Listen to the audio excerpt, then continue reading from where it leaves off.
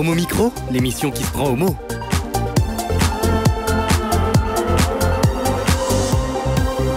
Homo Micro avec Brahim Neid Balk.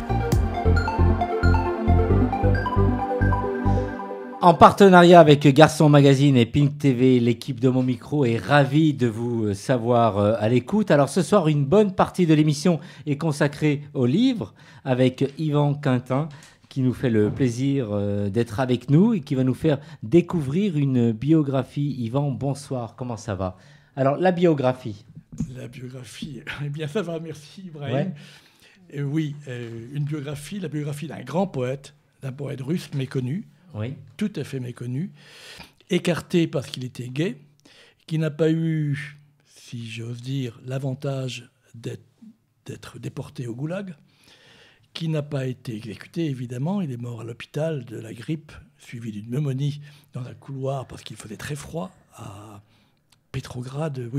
Leningrad déjà, oui.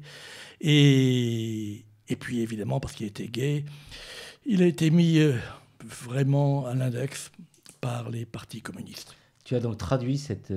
J'ai traduit le livre, ouais, la biographie, ouais. Qui est une biographie américaine à l'origine.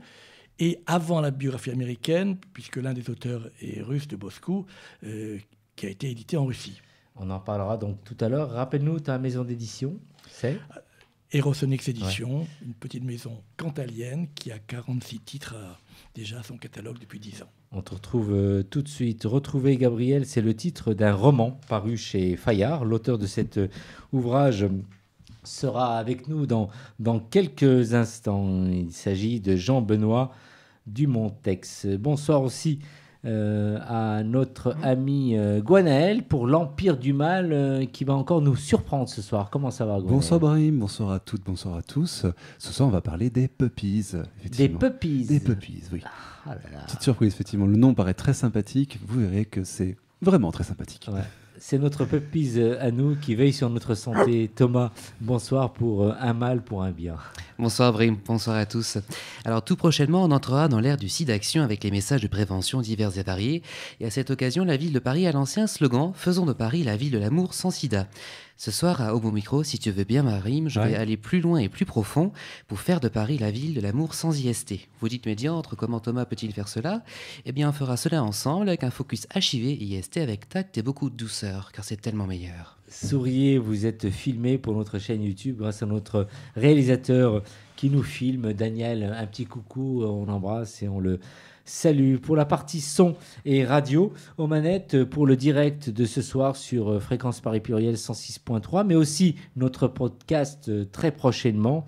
Isabelle, bonsoir, comment ça va? Bonsoir Brahim, bonsoir à tous et toutes. Ça va bien. Oui, nous aurons le plaisir tout à l'heure de te retrouver dans les sons qui s'ébruitent, une chronique podcast qu'on t'a créé ce soir à quoi exactement? Eh bien, ce soir, on parlera d'un podcast qui s'appelle Full Continental et dont l'épisode s'intéresse aux droits LGBT à l'est de l'Europe. Et quel est le programme de ta boîte à musique ce soir, si tu veux bien nous en parler? On parlera décoration et émancipation en musique. Et ouais. Merci de rester avec nous. Homo Micro.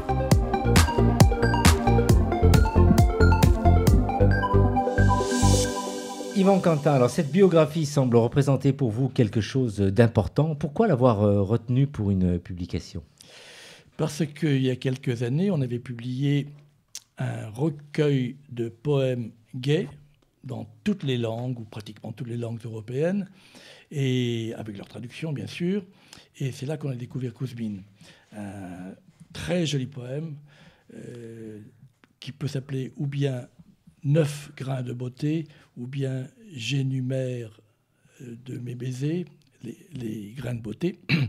Et en poussant un peu plus avant la recherche, on s'est rendu compte que ce Mikhail Kouzmine, comme il s'appelle, était vraiment un artiste complet, compositeur, élève de Rimsky-Korsakov, romancier, poète évidemment, homme de théâtre, metteur en scène et traducteur de livrets. Alors, en poussant les recherches, on a découvert une biographie américano-russe qui remonte déjà à 1999, mais qui n'avait jamais été traduite en France. Et pour cause. Kouzmine a été mis au placard, tout simplement parce qu'il était gay. Rappelez-vous le mot de Gorky, que je rappelle quand même. Extirper l'homosexualité et vous extirperez le fascisme du monde. 1931, je crois. Et lui est mort en 1936, 5 ans après. Et c'est pour cette raison, par militantisme, pour faire connaître quelqu'un qui est un grand artiste. D'ailleurs, le titre, c'est « Vivre en artiste ». C'est pour cette raison qu'on a voulu travailler 2 ans de travail sur cette traduction. L'un des auteurs écrit dans la préface « Il va sans dire que nous n'avons pas essayé de taire l'orientation sexuelle de Kouzmine ». Alors traduire en russe mon travail original écrit en anglais. Alors, voilà, alors donc là, il faut que je prenne un peu de temps pour expliquer. L'auteur américain, John Malmstadt, était étudiant dans les années 60 en russe. Il est allé en Russie, il a obtenu une bourse pour faire des études sur une recherche sur André Bieli, qui est un très grand poète russe, qui est connu, très connu. Et il a découvert Kouzmine. Alors, de fil en aiguille, il a rencontré des gens, mais il ne pouvait pas aller partout parce que c'était encore l'URSS de Brejnev, par exemple. Et évidemment, on n'aurait pas pu célébrer, même révéler des documents sur un poète comme Kouzmine, que l'on appelait de son temps, avant la Révolution d'octobre, l'Oscar Wilde de Saint-Pétersbourg. Oui. Et on les a même appelés, lui et son ami, son dernier ami, Verlaine et Rimbaud de Saint-Pétersbourg. Mais alors, Yvan, ce sujet-là blesse un peu, comme chez nous. Bien des gens en Russie qui se révèlent en fait souvent choqués par toute enquête biographique ou critique qui a l'air trop intime. Et c'est vraiment la raison principale. C'est la raison principale. Je crois que c'est la raison principale. Je crois que c'est la raison principale. On n'aime pas dans les biographies aller jusque dans les chambres à coucher. Et chez Kouzmine, alors là, c'est extraordinaire parce que c'est un homme qui n'a jamais cherché à se cacher, qui fréquentait l'établissement de bain de Saint-Pétersbourg, qui était nombreux, qui tombe toujours amoureux d'ailleurs de beaux garçons, mais souvent bisexuel. Il a été malheureux de ce point de vue-là. Et l'un d'entre eux, un jeune hussard, s'est suicidé pour une femme, pour une actrice. Et en 1913, et Akhmatova, que vous connaissez peut-être, Anna Akhmatova, l'a accusé d'être le responsable de ce suicide. Ouais. Alors, on dit justement que Anna Akhmatova, la poétesse russe, finit par se lasser de la plume de ce Satan, dans toute son élégance, à cause justement de ses mots, l'obscénité de sa poésie. Alors, qu'est-ce que tu peux nous dire de son écriture qui puisse nous donner envie de lire aujourd'hui ce recueil, ce livre? Ce que je pourrais vous lire, c'est quelques vers de ce poème dont je parlais, qui s'appelle « J'énumère de mes baisers ». J'énumère de mes baisers tes 9 jolis grains de beauté. Il s'agit d'un garçon. Et je perçois, en comptant, un secret plus délicieux que le secret des cieux. Sur tes joues, ton cou adoré, ton torse, là où ton cœur bat. Je voudrais de mes baisers effacer l'aréole plus sombre que le musc. Ainsi, en m'élevant sur l'échelle céleste, en égrenant le chapelet des voluptés, j'atteins les portes du paradis de ta merveilleuse beauté. Le petit grain que je trouve plus savoureux que l'ombre à la chaleur d'été, plus cher à mon cœur que tout au monde et plus cher que la brise de mai. C'est, je crois, le 8e. Arrivé au 9e, je cesse de compter. Je pars à la douce flamme de tes étreintes. C'est beau, non? Ouais, c'est vraiment très très beau. 1912-1913. Extrêmement imagé, effectivement. Ça fait voyager tout de suite. Pardon? Extrêmement imagé, ça fait voyager tout de suite, effectivement. Yvan, est-ce qu'on peut dire que cette biographie est une biographie à l'américaine? Alors, justement, c'est le reproche que j'ai reçu de quelqu'un dernièrement.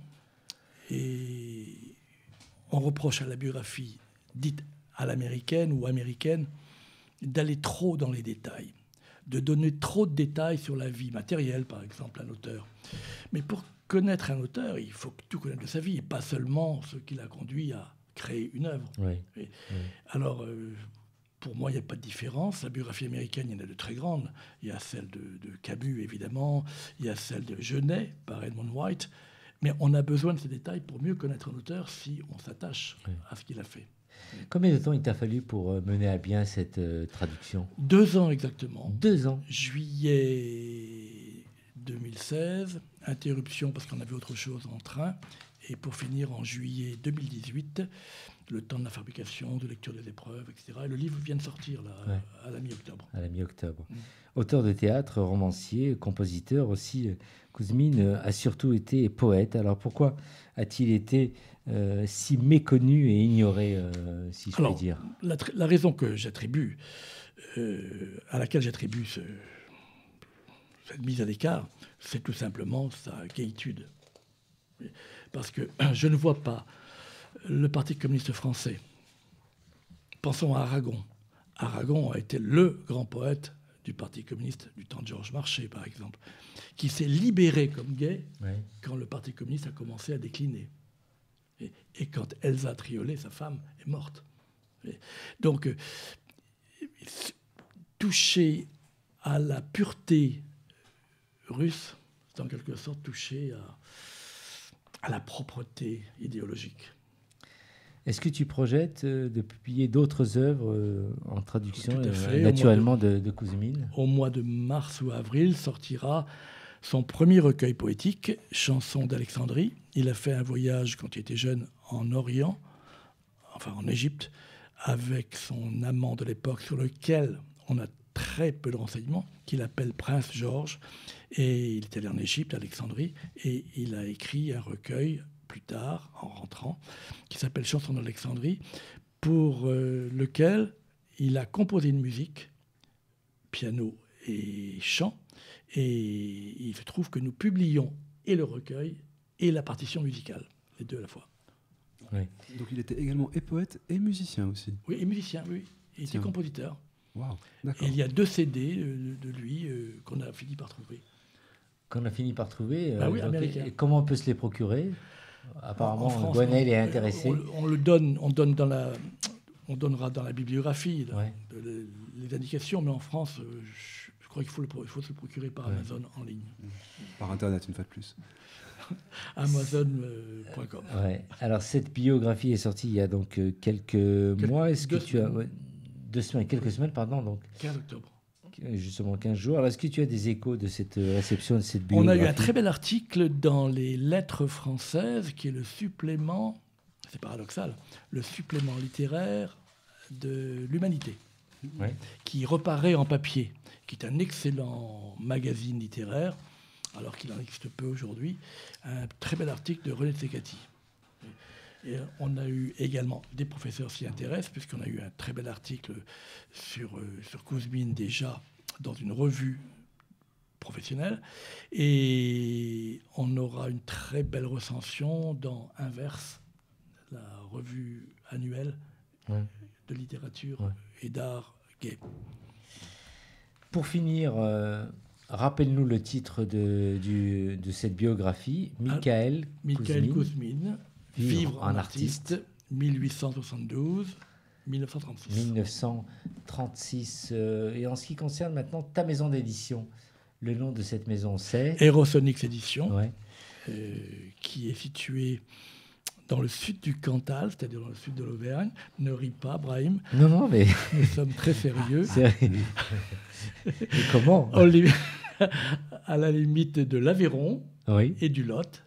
Et à 20 km d'une superbe abbatiale que vous connaissez peut-être, Conques. Dis-nous alors, ce qui est édité justement dans cette... Ce qui est édité, des classiques comme Kouzmine, qui sont ignorés, le plus souvent sont des auteurs ignorés, ou méconnus, ou oubliés. Notre cheval de bataille, c'est Renée Vivien, une femme, poétesse, morte à 32 ans, et qui a beaucoup écrit.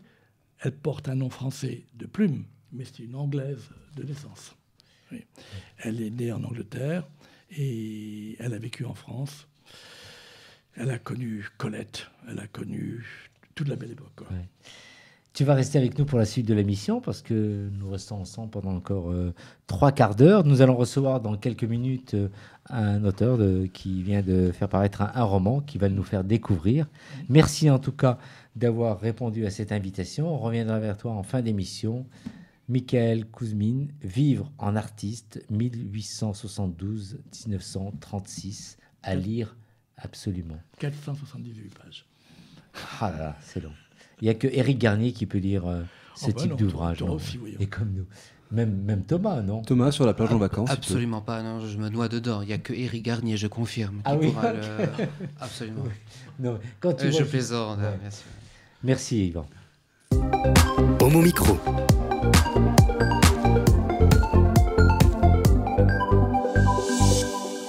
Alors, bonsoir. Bonsoir. Jean-Benoît, merci de nous rejoindre. Merci à vous. Tu sors de ton travail tout simplement. Exactement. Tu es psychologue et tu as vécu récemment des consultations, c'est ça? Absolument, je sors de consultation et je suis là pour vous. Je n'ai même pas mangé. Ah, bien, tu nous inviteras tout à l'heure après l'émission. D'accord. Il y a un restaurant sympa tout juste à côté. Nous sommes toujours avec Gwenaël qui est avec nous. Et qui a très faim. Qui a très faim. Thomas qui doit avoir très très faim. Isabelle qui réalise la partie technique et aussi... Daniel qui nous filme. Mais tout de suite, les sons qui s'ébruitent. Full Continental avec Isabelle. Alors ce soir, Isabelle, tu vas nous parler d'un épisode de l'émission Full Continental diffusée sur France Inter, n'est-ce pas? Oui, donc une nouvelle fois, je m'excuse parce que ce n'est pas d'un podcast au sens propre dont je vais vous parler, mais d'une émission de radio à écouter en replay. Et on continuera donc de ne pas t'en vouloir. Dis-nous de quoi parle Full Continental alors? Eh bien, Full Continental, c'est une série documentaire proposée par la journaliste Caroline Gillet et consacrée à l'Union européenne. Un sujet d'une importance extrême, surtout en ces temps pour le moins incertains, mais qui n'intéresse pas grand monde. Alors, Caroline Gillet a décidé d'aborder le sujet frontalement en allant à la rencontre de jeunes Européens pour les faire parler de leur pays et de leur vision de l'Europe, et avec un récit à la première personne. Alors, interpellée par les récentes et nombreuses agressions homophobes en France, la journaliste a consacré un épisode à cette question intitulée « LGBT, des arcs en ciel à l'Est ». Oui, car elle constate que si des droits sont acquis pour les homosexuels un peu partout en Europe, les formes d'homophobie se renouvellent, à l'Est comme à l'Ouest. Elle a donc décidé d'aller voir comment la problématique LGBT, comme elle dit, évolue dans différents pays nouvellement entrés dans l'Union européenne. Donc Caroline Gillet va tout d'abord à la rencontre de Romas, un jeune cinéaste lituanien qui est devenu une célébrité dans son pays après avoir fait son coming out en 2011. Il explique qu'à l'époque, faire son coming out public était très provocateur, ce qui lui a valu d'être invité dans tous les médias et donc de devenir connu. Il se sert aujourd'hui de cette notoriété pour donner de la visibilité aux LGBT à travers ses films et les différentes actions et initiatives qu'il entreprend. Donc Romas décrit la Lituanie comme un pays de paradoxes, avec des lois homophobes et transphobes, pas de pax ou de mariage, mais des avancées réelles dans la prise en charge des questions LGBT par les politiques. Donc lui, il se veut plutôt optimiste. Et Caroline Gillet a ensuite recueilli le témoignage d'Eva, une lesbienne polonaise. Oui, et c'est le témoignage le plus touchant de l'épisode. Alors Eva a 17 ans quand elle fait son coming out auprès de ses parents, des catholiques pratiquants, comme 80% de la population polonaise. Alors ils pleurent, ils la traitent de malade, ils la battent et ils l'envoient dans un centre de thérapie pour homosexuels, une institution paracléricale pour les personnes désirant changer en mettant la religion devant leur sexualité. Forcément, ça ne marche pas. Donc ses parents cherchent d'autres solutions qu'elle décrit dans cet extrait. J'étais chez un exorciste qui devait vérifier si j'étais maudite, possédée. Donc maintenant c'est drôle, mais à l'époque c'était terrible. Faut s'imaginer être près de l'autel où un prêtre prie pour toi, t'asperge d'eau bénite et affirme que tu n'es pas possédé. Voilà, donc c'est assez formidable. C'est donc un exorcisme et ça se passe en Europe et au XXIe siècle. Donc finalement, Eva refuse d'être placée sous tutelle, comme le voulaient ses parents. Aujourd'hui, elle est partie vivre à Cracovie avec sa copine. Alors, elles subissent encore quelques insultes de temps en temps, mais beaucoup moins qu'il y a 4 ans, dit-elle.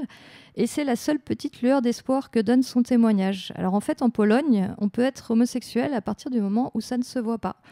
Elle raconte notamment qu'elle connaît ce qu'elle appelle des familles artificielles. Alors c'est généralement un couple de femmes qui se marient avec un couple d'hommes pour se faire passer chacun pour un couple hétéro et qui vivent les uns à côté des autres. Alors, le dernier témoignage, Isabelle, il est un peu plus optimiste, on va dire. C'est celui de Piotr, un autre Polonais. Oui, Piotr raconte son parcours et comment il s'est découvert un engagement politique et une possibilité de faire bouger les choses en quittant son petit village et en débarquant à Poznan, la 5e plus grande ville du pays. Et il nous parle avec enthousiasme de Robert Bierdon. Alors, c'est un député ouvertement homosexuel élu dans la ville de Schlups, une ville de 100 000 habitants, et qui vient de créer un mouvement pro-démocratique pour les élections européennes. Alors finalement, le fait pour la Lituanie ou la Pologne d'avoir adhéré à l'Union européenne, ça a changé quelque chose pour les droits LGBT, Isabelle ? Malheureusement, en écoutant ces témoignages, on a bien l'impression que non. Et d'ailleurs, Eva, la lesbienne polonaise, l'affirme clairement, l'entrée dans l'UE n'a rien fait évoluer. Les questions LGBT restent taboues et ce n'est pas le parti PiS, le parti ultra-conservateur au pouvoir en Pologne, qui va faire bouger les choses dans le bon sens. Alors même si Caroline Gilley rappelle que la première ministre serbe est ouvertement lesbienne et qu'une députée transgenre a été élue au Parlement polonais, elle élude un peu la question de départ. On sent qu'elle a peut-être fait cet épisode un peu vite pour réagir à l'actualité des récentes agressions homophobes. Et on aurait aimé notamment que les trois témoins viennent de 3 pays différents. Mais bon, on lui en veut pas, elle a le mérite d'avoir traité le sujet. Mais on ne peut s'empêcher de tristement constater que cette Europe qui se voulait construite sur des valeurs humanistes n'est pas arrivée et n'arrive pas à les porter assez fort pour les imposer à ses adhérents. En revanche, les valeurs portées par le populisme, elles, se portent très bien, de mieux en mieux, à l'Est comme à l'Ouest. Et en plus, si on en croit un sondage récent, un pourcentage croissant des jeunes Européens ne croient plus en la démocratie et souhaiteraient des régimes plus autoritaires. Et on le sait, lorsqu'on vire à la droite de la droite, ce sont toujours les minorités qui morflent en premier, qu'elles soient sexuelles, religieuses ou ethniques. Et puis après, généralement, c'est tout le monde. Alors que faire pour contrer ce qui semble déjà inéluctable et ce boulevard ouvert au fascisme, malheureusement pas qu'en Europe? Eh bien, j'aimerais bien avoir la réponse. Alors, je ne sais pas, éduquer, se montrer, s'engager. Franchement, là, je ne sais plus. Mais en attendant, je vous conseille donc l'écoute de LGBT, des arcs-en-ciel à l'Est. Donc, c'est un épisode de la série Full Continental de Caroline Gilley, une émission de France Inter, à écouter en replay sur leur site et sur toutes les plateformes de podcast. Merci de nous avoir fait découvrir ce podcast, Isabelle. Mais avant, je voudrais faire réagir un peu. Yvan, ça te fait réagir, j'imagine, ce que tu viens d'entendre. Malheureusement, oui. Je demeure optimiste sur l'avenir de l'Europe, mais j'avoue quand même mon inquiétude est devant la montée des populismes à l'Est comme à l'Ouest. Jean-Benoît qui vient de nous rejoindre. Oui, bonsoir. Ça te Une fait réaction, oui. Oui. Moi, évidemment, ce que j'entends m'atterre, mais ce que je retiens surtout, et c'est ce que j'ai moi toute la journée, c'est la souffrance des personnes que j'entends déballer leur histoire et déballer leurs difficultés. Et j'avoue que là, de ce côté-là aussi, c'est quand même catastrophique. Être homo aujourd'hui en France, ça ne va pas de soi. Ouais. Voilà. Merci en tout cas, Isabelle. Homo Micro.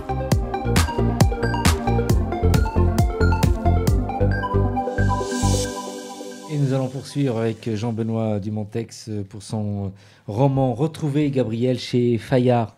Mais avant, te présenter en quelques mots. Qui es-tu, Jean-Benoît ? Qui suis-je ? Je m'appelle donc Jean-Benoît Dumontex. Je suis psychanalyste dans le 18e. J'ai eu une première vie professionnelle qui était professeur d'anglais. Oui. Et j'ai quitté l'éducation nationale, je me suis reconverti et donc aujourd'hui je reçois des patients qui viennent me voir parce qu'ils ne vont pas très bien et en général parce qu'ils ont un problème de sexualité puisqu'ils pensent parfois qu'ils ont une addiction sexuelle ou des addictions sexuelles. Oui. Donc c'est un peu le sujet que je traite toute la journée. Et comment tu es arrivé donc à la littérature ? Alors ça, la littérature, ça a toujours été ma passion. J'ai toujours écrit. J'ai écrit un premier roman à l'âge de 15 ans qui est dans un tiroir quelque part et peut-être un jour sortira du tiroir. J'ai fait beaucoup d'ateliers d'écriture. J'ai écrit pas mal de choses et puis j'ai décidé un jour d'oser présenter ça dans une maison d'édition et voir un petit peu quel allait être le retour. J'ai eu pas mal de refus, mais j'ai aussi eu un feu vert qui était donc cette maison d'édition sur laquelle je publie aujourd'hui ce roman, Retrouver Gabriel. Ouais. Alors en ce qui nous concerne, on n'a pas pris le temps. J'ai pas pris le temps de le lire. Très récemment, tu nous as envoyé un message. Oui. Et tu avais donc souhaité de venir parmi nous et de présenter ton roman. Tout de suite, on a répondu oui.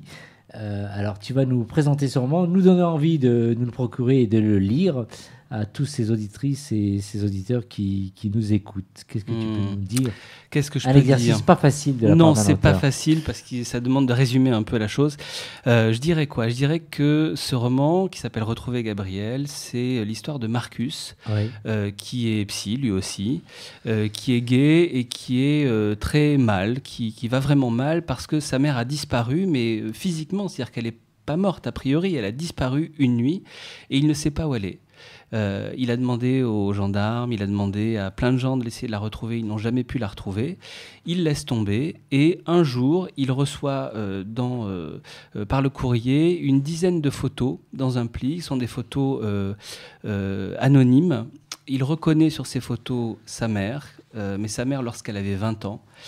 Et ça lui redonne le désir d'aller chercher et d'aller comprendre ce qui s'est passé et où se trouve cette mère et qui lui envoie ces photos, à quoi ça rime, voilà. Quel est le secret qu'il va falloir qu'il découvre.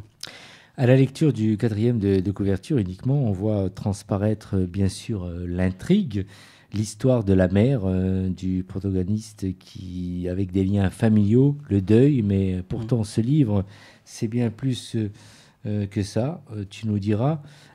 Tu arrives aussi à aborder des thèmes comme par exemple l'homosexualité et le transsexualisme. Absolument. Tu peux nous en dire un peu plus?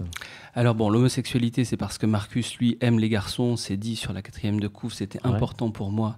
Mais c'est un garçon qui n'arrive pas à se poser, qui n'arrive pas à construire une relation, puisque sa mère est très présente dans sa vie et que tous ses copains se barrent parce qu'ils en ont ras-le-bol d'entendre parler de Gabriel.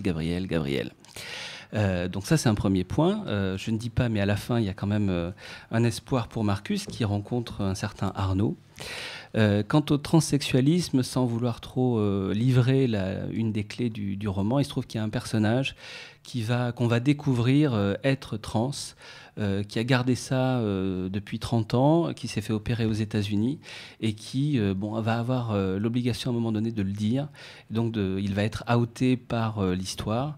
Et c'est un personnage qui est très très attachant, qui a du masculin et du féminin et qui a une vraie personnalité en tout cas. Donc Marcus est gay. Est-ce que c'est toi, c'est vous? Comment vit-il sa vie de gay et comment son quotidien va-t-il être dérangé par sa quête? Alors, est-ce que c'est moi? Non, c'est pas moi. Moi, je suis gay aussi, mais mon héros, ça n'est pas moi. C'est justement ça qui était intéressant, c'est d'en faire quelqu'un d'autre. Marcus, lui, ce que je disais tout à l'heure, c'est qu'il est quand même assez dépressif, ça va vraiment pas, il est en mal d'amour, ses copains s'en vont les uns après les autres, et l'amour de sa vie, c'est sa mère. Et cette mère qui disparaît, qui fait la farce horrible de disparaître du jour au lendemain. Et donc, évidemment, quand on perd l'amour de sa vie, on a envie de le retrouver, surtout quand on comprend absolument pas ce qui s'est passé. C'est vraiment une évaporation, c'est une femme qui disparaît, mais dans le brouillard. Il y a une scène à un moment donné où il y a du brouillard, et il entend des bruits, et il se retourne, et il n'y a plus personne. Voilà. Donc l'idée, c'est de retrouver cette femme. Alors sa quête, justement, qu'il soit dépressif, sa quête va donc... vraiment l'aider à s'en sortir alors. Oui, sa quête va l'aider à s'en sortir parce que, alors là c'est assez psychanalytique aussi, mais il va découvrir donc un secret de famille, il va découvrir ce qu'on appelle une crypte, c'est-à-dire disons des dossiers, des secrets quand même très très enfouis, mais qui sont au cœur de la vie de la famille. Et le fait de découvrir ce secret-là va lui permettre, lui, de comprendre pourquoi il n'est pas heureux en amour et pourquoi sa vie n'avance pas. Et ce qui va lui donner justement l'espoir que maintenant qu'il sait, sa vie va pouvoir enfin commencer, et notamment au niveau de l'amour. Finalement, ce n'est pas le héros principal du livre, il s'agit aussi d'une héroïne qui est absente. Absolument. Ouais. C'est une héroïne qui n'est pas là, qui est très présente par son absence. Vraiment, c'est vraiment la protagoniste de l'histoire. Et elle est toujours fuyante. C'est-à-dire qu'on peut tout à fait l'imaginer, il n'y a aucun problème, mais elle n'est jamais là. Voilà. Sauf disons, il y a 2 scènes où elle est là, elle est vraiment décrite comme étant en train de vivre quelque chose. C'est au tout début et à la toute fin. Tu as mis combien de temps pour écrire cet ouvrage? Ça fait 10 ans que j'ai cette idée-là en tête. Je n'ai commencé à l'écrire qu'en 2014, donc ça fait quoi? Ça fait 4 ans. Il y a eu 4 ans voilà, d'écriture. Il y a eu beaucoup de temps à essayer de trouver la manière dont j'allais écrire cette histoire, qui soit la manière la plus fidèle à ce que j'avais dans la tête. La difficulté, elle a été là, en fait. Et une fois que j'ai eu trouvé, après, tout a surgi sans problème. Où on peut trouver ce livre? Alors ce livre, on peut le trouver dans les bonnes librairies qui auront eu la bonne idée de le commander. Les mots à la bouche? Les mots à la bouche, là. Il y a la librairie Atelier 9 qui va l'avoir aussi, puisque j'y fais une rencontre dédicace samedi. Donc ils ont intérêt à l'avoir sur leur stand. Sinon, très facilement, il y a Amazon où on peut commander et le livre est là en quelques jours. Donc voilà, c'est possible aussi. On peut le commander partout, tous les libraires peuvent le commander, il n'y a aucun problème. Voilà, il faut juste le demander, il n'est pas forcément dans toutes les librairies, puisque bon, d'abord c'est un premier roman, je ne suis pas très connu, donc je ne suis pas très bancable, donc voilà, il faut faire grossir le bébé, comme on dit. Bien sûr, mais Yvan. Est-ce qu'il appartient à une collection particulière de chez Fayard? Alors c'est pas Fayard, c'est Fauve Édition. Voilà, il y a eu une erreur tout à l'heure. Fauve Édition, c'est pas Fayard. J'aimerais beaucoup être publié chez Fayard, mais c'est pas encore le cas. Fauve Édition, c'est Michalon. Pour ceux qui connaissent les éditions Michalon. Voilà, et c'est une petite collection dans Michalon, qui est une collection un peu, comment dire, hors cadre, c'est-à-dire qu'ils voulaient des histoires un peu punchy, ils voulaient des histoires un peu dingues, des choses qui sortent un peu du quotidien et de l'ordinaire. Et c'est pour ça que cette histoire leur a plu, puisque c'est assez rare qu'on parle de sexualité de manière aussi directe, quoi. Voilà. Inspiré par cette histoire, justement, Thomas? Tout à fait inspiré. Le synopsis, comme tu l'as narré, l'histoire de l'héroïne absente et un peu présente, me donne vraiment envie de me plonger dedans et de l'acheter à Zap. Super. En tant qu'éditeur, Yvan? En tant qu'éditeur, nous aimerions recevoir de tels manuscrits. Oui, c'est vrai. Parce que nous en recevons beaucoup, à peu près une moyenne de 2 par mois. Ouais. Et on en retient, je ne sais pas moi, un quart. Oui, c'est ça. Ça fait pas beaucoup, effectivement. Mais on les lit tous. C'est bien. On lit tous les manuscrits et on fait une réponse circonstanciée à chacun. Ah ben, bravo. On donne un rapport de lecture qui peut atteindre 10 pages. Alors ça, c'est très très rare et c'est à souligner. Jean-Benoît, ton prochain livre, tu pourrais l'adresser à Yvan. Ah mais avec plaisir, bien sûr, oui. Gwenaël, Oui. inspiré aussi, donc retrouver Gabriel, tu pourrais l'avoir sur ta table de chevet, par exemple? Au pied de mon lit pour le lire, oui, certainement. Oui, pourquoi pas. Sur la table de chevet, non, j'ai pas de table. Non, Je mets au c'est pied du plus lit, oui, pas de au problème. pied Oui. du lit. Merci. Est-ce que tu as d'autres projets de livres, Jean-Benoît? Pour l'instant, oui. Lorsque j'ai été contacté pour la publication de ce livre-là, j'étais déjà sur l'écriture d'un deuxième. Donc j'ai arrêté, ça fait 4 mois. Il va falloir que je m'y remette. Ouais. Mais c'était une histoire encore de 2 hommes qui voulaient un enfant et dont ils avaient besoin d'une femme pour faire cet enfant. Voilà. Le livre est sorti quand? Le livre est sorti le 25 octobre. Voilà. Et Donc là, c'est une période de promo. Tu C'est seras ça. bientôt invité dans une émission. Alors demain, je suis chez Brigitte Lahaye sur Sud Radio Ouais. à 14h, donc pendant 2 heures. Et puis samedi, en signature à la librairie de l'Atelier 9, rue des Martyrs à Paris. Retrouver Gabriel, qu'on peut se procurer, il suffit d'aller sur Internet. Voilà, ou de le demander au à bout à la son bouche, libraire qui ouais. le commandera, puisqu'il est dans la centrale des livres, comme tout bon livre. Jean-Benoît, merci. Et Merci tu peux rester à toi. avec nous pour la suite de Avec l'émission. plaisir. Merci.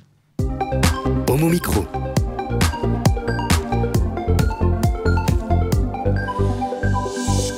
En partenariat avec PIN TV et Garçon Magazine, nous sommes toujours avec Yvan Quentin qui nous a présenté cette biographie qu'il a traduite, Michael Kouzmine, si je prononce bien. Et nous sommes aussi avec Jean-Benoît qui est resté avec nous. Jean-Benoît Dumontex pour son roman retrouver Gabriel. J'ai dit chez Fayard tout à l'heure, mais c'est une erreur, c'est bien chez Fauve. Voilà. Fauve. Et nous sommes toujours avec Thomas, Isabelle qui réalise la partie audio, Daniel la partie film, et tout de suite l'Empire du Mal avec Gwenaël. Bonsoir Marie. Oui, ce soir, effectivement, on va parler des puppies. Pour traduire rapidement, en fait, un puppy, c'est un chiot. Mais on ne va pas parler de chiot, parce qu'on va sinon être taxé de zoophilie. Donc l'idée d'être un puppy, un pup, elle n'est pas vraiment nouvelle.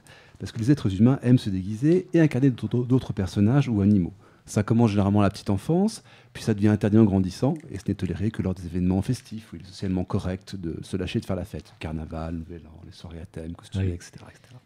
Pourtant, on a tous besoin d'une soupape de sécurité pour évacuer la pression de la société et s'exprimer. Pour certains, c'est le jardinage, pour d'autres, le sport, les arts ou encore les déguisements. Voilà. C'est pourquoi, ces 15 dernières années, le mouvement des puppies s'est singulièrement développé. À tel point que Channel 4, une chaîne anglaise très connue, l'équivalent d'un France 2 ici, en a tiré un doc, malheureusement indisponible en France.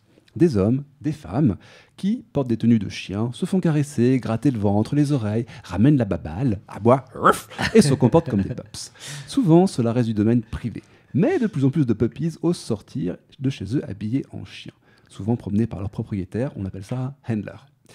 Pas un maître, un handler. On prend le mot anglais une fois de plus. Promenés en laisse, ils font semblant de lever la papate sur les lampadaires, marchent à quatre pattes dans les parcs. Ce qui outrage des gens bien pensants, un peu trop fermes d'esprit, et les vrais chiens, bizarrement. Alors justement, Jean-Benoît reçoit beaucoup dans son cabinet. Tu peux nous dire pourquoi devenir un puppy ? Le but, c'est d'offrir un lâcher-prise à la personne, de lui permettre de se désinhiber, de faire le vide dans sa tête et d'agir à l'instinct. C'est quelque chose qui est très, très libérateur. Une forme de retour à l'enfance, si vous préférez. Vous laissez libre cours à votre partie animale. Ainsi, vous ne parlez plus, vous n'utilisez plus vos mains et vous marchez à quatre pattes. Vous abandonnez un peu d'humanité, temporairement, le temps du jeu. Vous vous laissez guider, apprivoiser, vous jouez justement. En outre, être un puppy vous force à communiquer autrement et donc à penser différemment, à changer votre point de vue pour vous faire comprendre. Ainsi, vous changerez de position pour exprimer vos sentiments, que vous soyez apeuré, dominant, sur le qui-vive, anxieux, joueur, excité. C'est tout un nouvel univers sans parole qui s'ouvre à vous. Vous faites appel aux émotions, à l'instinct, au regard, aux mimiques, au moins intuitif, exactement comme un chien fait pour dialoguer avec vous. Si vous avez un chien, vous voyez tout à fait de quoi je parle. Un doggy peut remuer la queue, montrer ses sentiments d'une façon nouvelle, par exemple lécher la main de son handler, sans crainte d'être jugé et catalogué. Ceci a l'air simple, mais suppose que vous réfléchissiez à vos actions, votre comportement, alors qu'à côté, vous lâchez prise. En outre, être un pup vous protège des autres. Vous êtes une créature mignonne, joueuse, affectueuse, trop mignon, espiègle et sympa. Tout le monde vous aime. Vous avez donc le courage de faire des actions que vous n'oseriez pas faire dans votre vie quotidienne, protégé par votre masque et votre costume de super doggy. Les pups y trouvent justement de la joie, du réconfort face à une société brutale et agressive. On en parlait il y a encore quelques minutes. Ils n'ont plus à se soucier d'argent, de leur travail, de leur nourriture, le temps du jeu. C'est une façon comme une autre d'apprécier un vrai bon moment de camaraderie en compagnie d'autres passionnés. Enfin, pour certains pups, être un doggy, c'est pas un jeu. C'est une partie de leur personnalité. Ils ont besoin de l'exprimer. C'est aussi une relation profonde et souvent amoureuse avec son handler. Qui sont en général ces puppies alors ? Tout le monde, vraiment tout le monde. Ah oui ? Il peut Toutefois, en avoir là ce soir autour on de... peut- oui. mais si ça se trouve, effectivement, nos invités est un puppy, mais on ne le sait pas, voilà. Simplement, ce sont des personnes évidemment de tout âge, toute race, tout sexe. Toutefois, on constate que ce sont principalement des hommes gays à 75%. Ils ont une vie sociale, des amis, des sentiments, un travail. C'est tout le monde. Ouais. Et quel est le matériel exactement d'un puppy ? Je suis vraiment curieux. Oui, je vois ça, effectivement. On va te faire une petite commande plus tard. Beaucoup de puppies expliquent avoir commencé à jouer nu ou avec un équipement de prêt, un masque et des protections. Vous n'avez donc pas forcément besoin d'un équipement très élaboré. Toutefois, je vous ai fait un petit listing à l'après-vert quand même, des choses que j'ai le plus souvent vues sur les puppies. D'abord, il y a le masque. Généralement, il est en forme de tête de chien. Il est en cuir fermé ou ouvert. Ensuite, il y a des protections pour les coudes, les genoux, les mains, pour pouvoir se promener à quatre pattes. Ça, c'est vraiment obligatoire, vraiment. Enfin, les protections. Le masque, à la limite, on pourrait faire sans, mais les protections, non. Vous allez vraiment avoir mal très vite. Ensuite, une combinaison ou des vêtements moulants en latex, en lycra, avec la robe de la race du chien que vous souhaitez incarner. Ajoutez parfois un collier en cuir, avec une médaille dûment gravée, portant le nom du chien, voire le numéro et le nom du propriétaire. Comme un vrai chien, en fait. Il est rare de voir un puppy sans médaille. Une queue de chien, que le pup peut agiter pour exprimer ses sentiments. Il s'agit parfois d'un plug anal. Puis, un os en caoutchouc, ou des jouets avec lesquels le pup peut se faire les dents et s'occuper, jouer comme un vrai chiot. Pour finir, une gamelle pour boire et manger. Un conseil à ce sujet, mangez normalement, assis sur une chaise avec un couteau et une fourchette. L'être humain n'est pas fait pour manger à quatre pattes. Son système digestif dépend de la gravité pour avaler. Donc, si vous ne voulez pas vous étouffer, excusez-moi, ou avoir des indigestions, mangez assis, comme un bon chien. La dimension sexuelle du jeu est optionnelle. Souvent, le côté jeu prend le pas sur le sexe. Certains pupilles ont un extenseur de pénis en forme de sexe canin pour avoir un vrai sexe de chien, entre guillemets, quand ils pénètrent un autre puppy.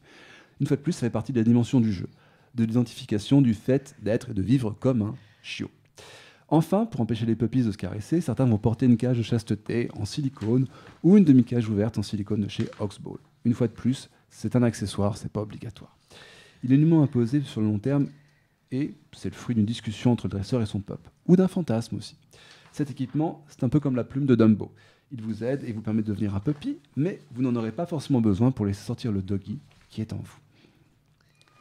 Et alors, être un puppy au quotidien, comment ça se passe exactement? Alors, un puppy a souvent un maître, mais c'est pas obligatoire. De même que tous les êtres humains n'ont pas besoin d'être en couple pour être heureux, n'est-ce pas, monsieur de Montex? Un pup peut s'épanouir avec sa bande d'amis canins. Il faut d'abord commencer par trouver là où les personnes avec lesquelles on va pouvoir s'épanouir, bâtir une relation de confiance, développer et renforcer sa personnalité. Tout le monde en fait peut jouer au puppy en privé. Les partenaires vont se parler avant le jeu, chacun va exprimer ce qu'il attend de l'autre, ses envies, ses attentes, ses peurs, ses angoisses, et comment parvenir à son objectif. Toutefois, il peut arriver que le handler sorte son pup en laisse pour une petite promenade surprise. Heureusement, le masque permet de préserver son identité. Il existe ensuite deux types de handlers ou maîtresses. Soit on est dans le cadre d'une relation handler et puppy, soit dans le cadre d'une relation BDSM, avec ordre, humiliation, domination. Le puppy play, que l'on pourrait traduire grossièrement par jeu du chiot, est la version grand public du dog training pratiqué par les adeptes du SM. Au premier, le côté convivial, drôle, rapport sexuel optionnel. Au second, le dressage, en bonne et due forme, consentement mutuel, oui, mais punition et souvent rapport sexuel. Les deux jeux et les accessoires utilisés diffèrent radicalement. Selon les envies, on peut intégrer des éléments SM dans une relation pup et handler. Les limites se fixeront ensemble. La frontière en fait, entre les deux pratiques est très perméable et les seules règles qui prévalent sont le respect et le plaisir. Un maître chien peut d'ailleurs avoir plusieurs pups, un peu comme un maître a plusieurs esclaves. Là, le parallèle existe également. On va appeler ça une meute. Et donc, il va devoir créer l'environnement nécessaire pour que ça se passe bien justement avec la meute, qu'il n'y ait pas de problème de confiance ou même de jalousie lorsqu'un nouveau puppies arrive, par exemple. Les puppies, entre eux, sont appelés des frangins. Il existe également des meutes sans maître, sans handlers, dirigées par un alpha qui va s'occuper des pups inexpérimentés. Finalement, c'est une bande d'amis qui partagent une passion commune. Chaque puppy aura un rôle dans la meute. Son rôle va dépendre de sa prestance, de sa force de caractère physique et mental. Selon la taille de la meute, plusieurs pups pourront avoir le même rôle. Et les rôles, bien sûr, sont interchangeables. Ainsi, un doggy peut être un alpha, un dominant, bêta, sous l'alpha, ou enfin l'oméga, vraiment celui qui est dominé par tous les autres membres. Les différents membres vont jouer ensemble, s'aider, un peu comme dans une grande famille finalement. En outre, les puppies s'interdisent d'interagir avec les vrais chiens et chiennes, évidemment. Il n'est jamais question de zoophilie, comme je le précisais au début, ou de manger la nourriture de chien, des croquettes, etc., contrairement à ce que leurs détracteurs prétendent. Que vous dire encore? Certains pups vont être assez malicieux et coquins, d'autres vont répondre correctement aux ordres de leur maître, mais quoi qu'il arrive, c'est toujours du jeu. En conclusion, être un puppy est une pratique comme une autre. Elle permet à ses pratiquants de développer et d'exprimer leur personnalité, de gagner en confiance et de pleinement s'assumer. Porter une tenue et se comporter comme un chien peut surprendre ou choquer, mais cela reste une passion, un hobby, comme le jardinage, le théâtre ou le tennis. Tout ce que demandent les pratiquants, c'est d'être acceptés et de pouvoir jouer. Merci, on aurait pu développer tout ça, mais malheureusement, nous manquons de temps. Peut-être en fin d'émission, si Thomas est efficace. Merci, Bonaël. Homo Micro.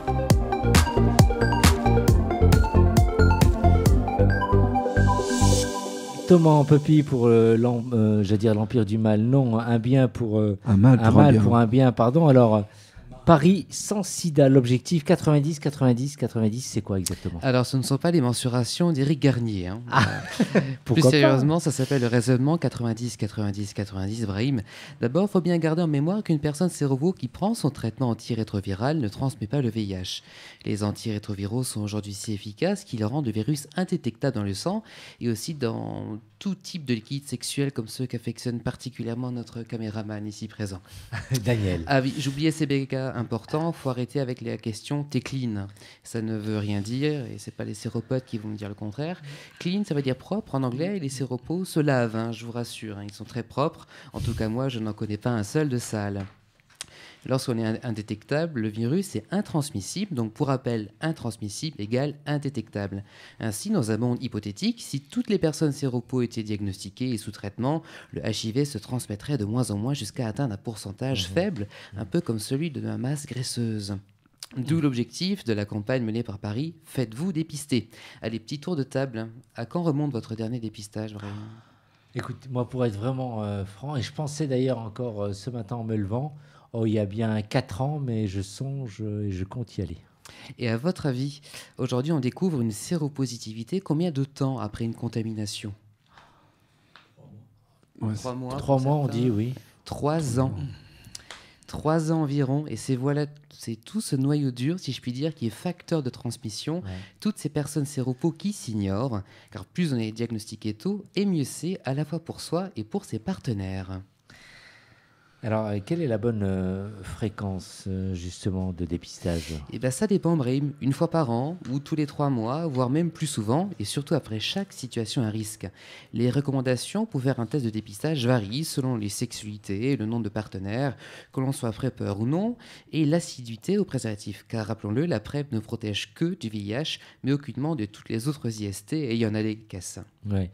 Beaucoup ne savent pas encore, on se dépiste où et comment, Thomas ? Par une simple prise de sang sur prescription médicale dans un labo d'analyse ou gratuitement dans un Cégide. Ça permet de connaître son statut sérologique de façon certaine dès 6 semaines après une situation à risque.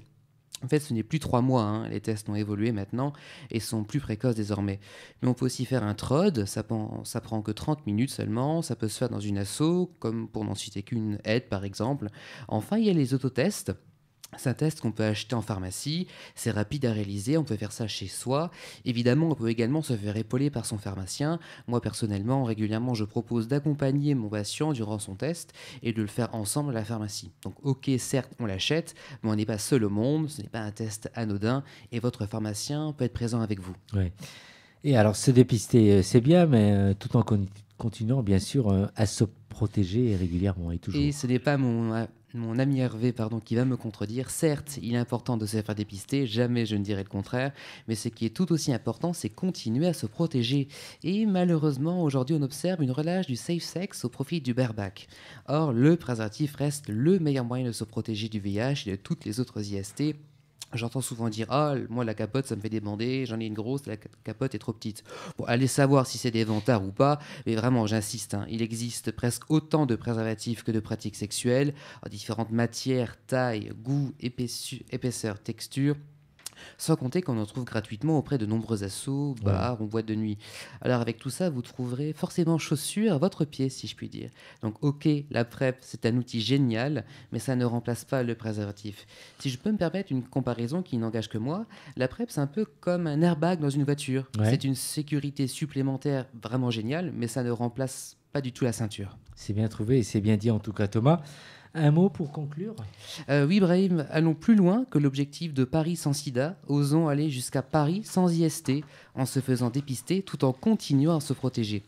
J'anticipe par rapport aux haters, je ne suis absolument pas anti-PrEP, j'ai déjà été référent santé d'une soirée UR PrEP au spot, j'anime d'autres soirées prévention, ça et là, alors stop.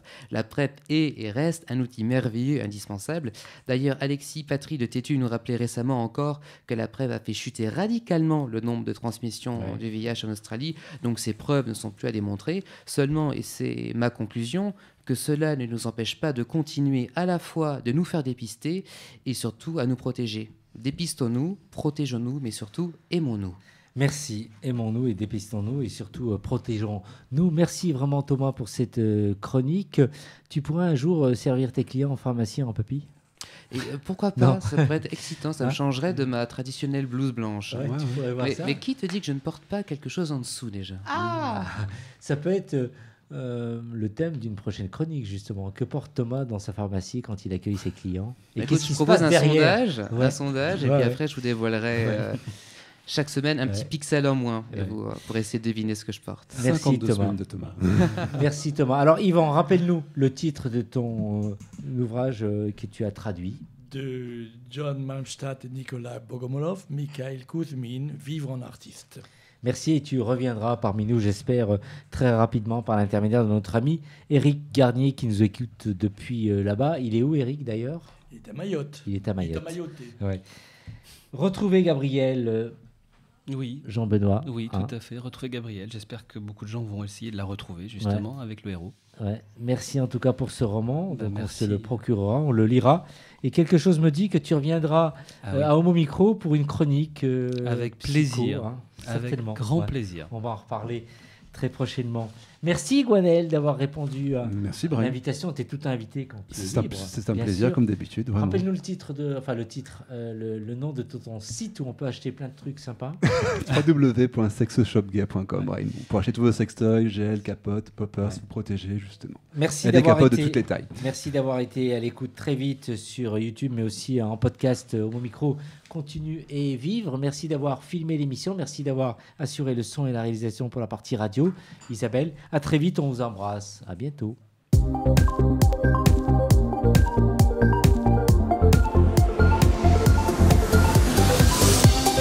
Homo Micro, l'émission qui se prend au mot.